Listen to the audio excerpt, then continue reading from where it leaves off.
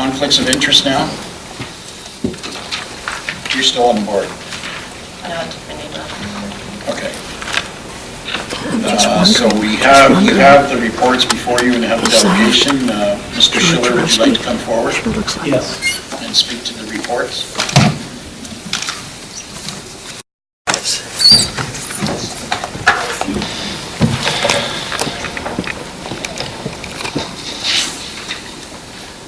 Members of council, I'm here today, as you know, on behalf of Mayor Fennell.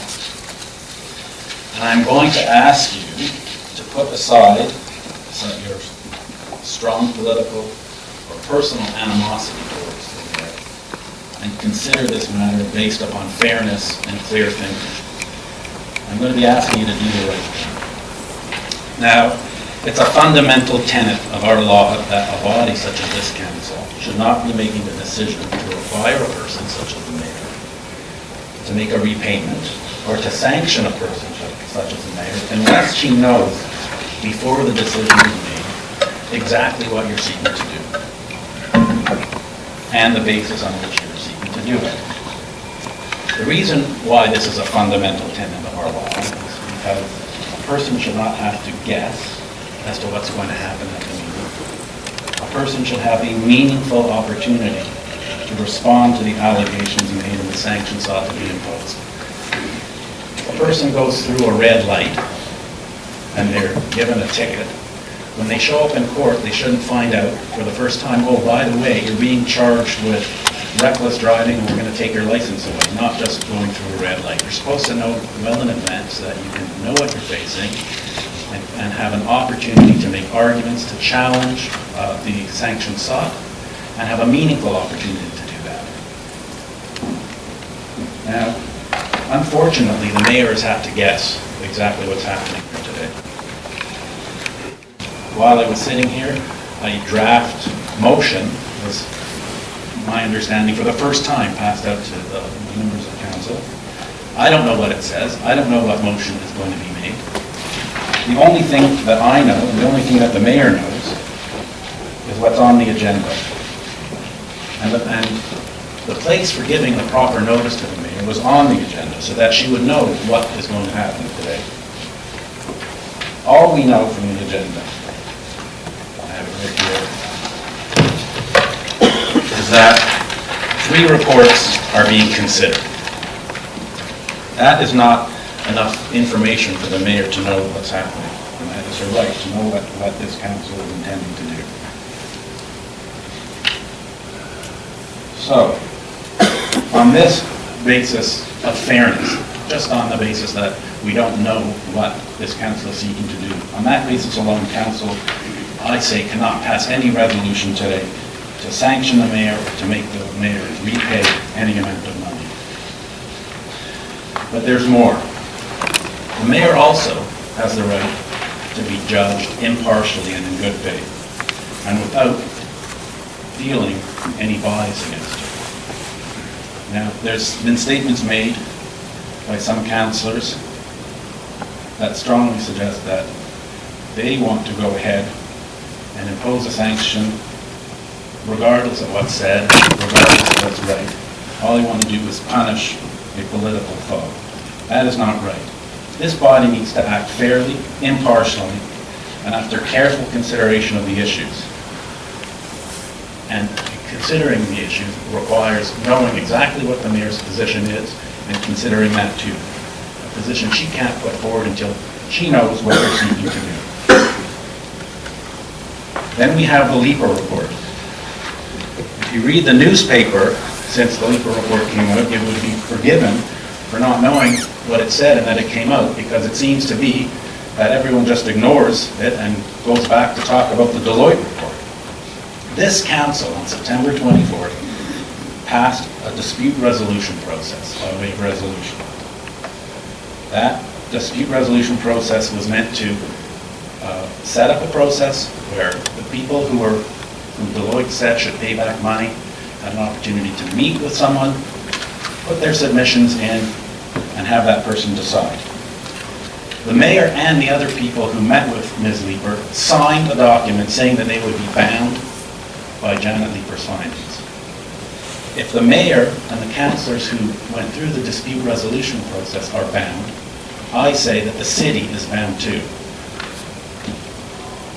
As you know, Ms. Leeper released her report, and she found that the mayor only had to repay some $3,500, not the $34,000 that Deloitte identified as repayable. She also found that there were only 2 violations of city spending guidelines, not the 266 that Deloitte found.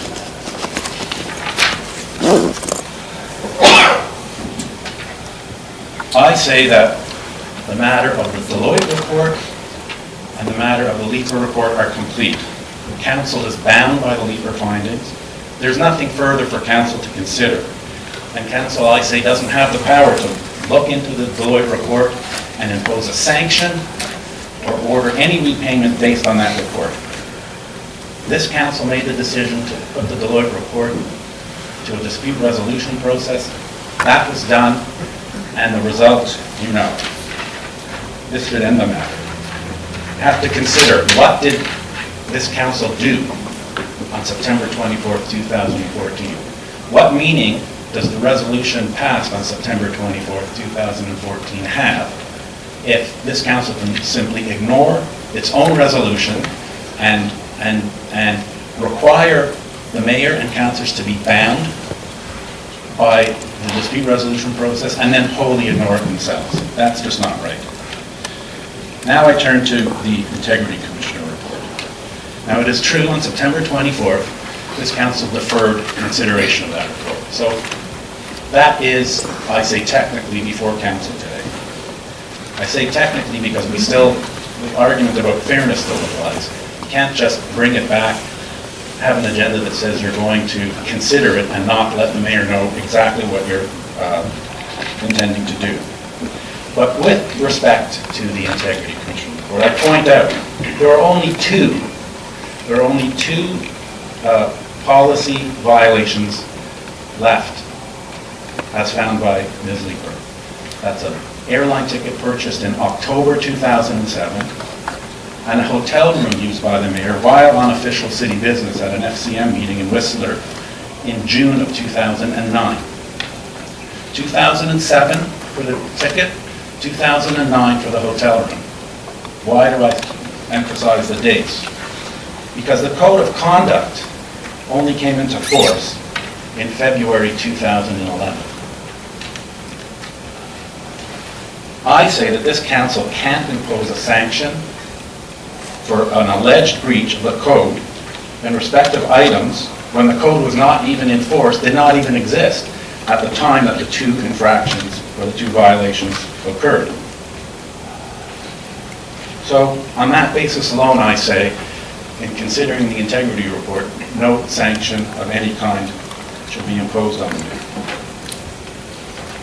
Now, the other thing that I want to say to council is this.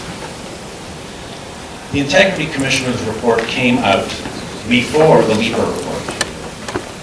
If you read the Integrity Commissioner's report, he essentially says...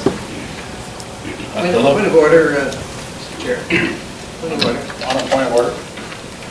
We're now not discussing the reports themselves, and that's what this gentleman is doing. He has his right to do it at the appropriate time. Right now, he's making submissions to us that will eventually meet the test of him being able to discuss this with the full council. I would ask you to either narrow it, or he'd let us know how far he intends to lead us into this area before we make a decision as to whether or not we're going to allow him to make it. At another point.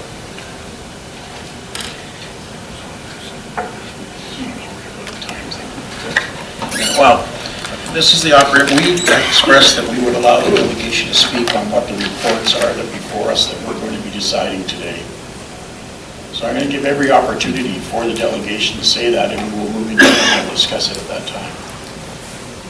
Okay? Continue. Thank you. Trying to be fair with everybody here on this issue. Okay, so I was talking about the Integrity Commissioner's report, which came out before the Leeper report. The Integrity Commissioner's report basically says Deloitte found breaches, therefore they're breaches, and therefore it's also a breach of the Code of Conduct. But the Integrity Commissioner did not have the benefit of Ms. Leeper's report, which I say is binding on council at the time he made his report. And so we don't know whether or not the Integrity Commissioner still holds the view he held before the Leeper report came out. Now, I can say that the Integrity Commissioner's report, I say, was based on an improper, wrong in law interpretation of the spending guidelines. He made the same mistake as Deloitte made. Ms. Leeper found specifically that the expense policy does not require the mayor, and it didn't require councillors to buy an airline ticket at the best available rate, just at an economy rate, and that she did buy tickets at the economy rate. You can see that the integrity, the best you can glean from his report is that he finds what the mayor did with flight passes to be a breach of section 3.2 of the code. Well, look at that when you're in camera, look at that section of the code. It talks about office expenses. It has nothing to do with airline passes.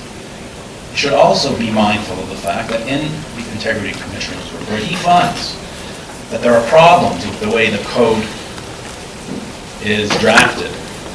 He says that he expresses concerns about the certainty of the rules. So I say, if the rules are uncertain, it's unfair to sanction someone for breach of uncertain rules. Now, I'm going to pick up on Councillor Paleshi's point at the beginning, one for all and all for one, I think the words he used. Councillor Hutton. I shouldn't have said anything. Thank you for it. Councillor Callahan was found to have breached the code of conduct. Is this council going to consider a sanction for him? Councillor Hutton was found to have breached. Is there going to be a sanction for Councillor Hutton? What about Councillors Dillon, Gibson, Hames, Moore, Paleshi,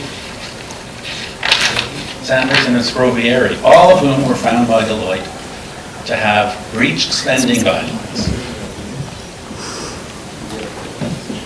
The way I read the Integrity Commissioner's report, it's very unclear as to whether he found a breach of the code or not. But surely it's not fair to have the finding that many councillors and the mayor breached spending guidelines. It go through a whole process of dispute resolution where it's found that the mayor only violated policy twice, and in 2007 and 2009, and then for this council to call a meeting be petitioned for the sole purpose of punishing one of the people. That is highly unfair. So, quickly, I say you can't impose any sanction because we don't know. The mayor hasn't given proper, meaningful disclosure of what you're seeking to do. Two, I say that this council is bound by the findings in the Leeper report. $3,500 was ordered repaid, $3,500 was repaid by the mayor. I say with respect to the Integrity Commissioner's report that you can't make any finding or impose any sanction based on that report because it wasn't in existence at the time that the two violations of policy occurred in 2007 and 2009. I say that the Integrity Commissioner's report is based on the Deloitte report, which has now been found to be in error. I also ask you to look at section 3.2 of the Integrity Commissioner's report as to whether or not, on its face, it allows for the facts as found by the Integrity Commissioner could possibly constitute a breach of that section. So, I sincerely hope that this council will put aside any political or personal motivations and do the right thing. Unless you have any questions, those are my submissions. Okay, thank you. I'm going to go to the CAO. I'm not going to go to the board first. You can come in after. Through you, Mr. Acting Mayor, it'd be my recommendation in the interest of the corporation that we consider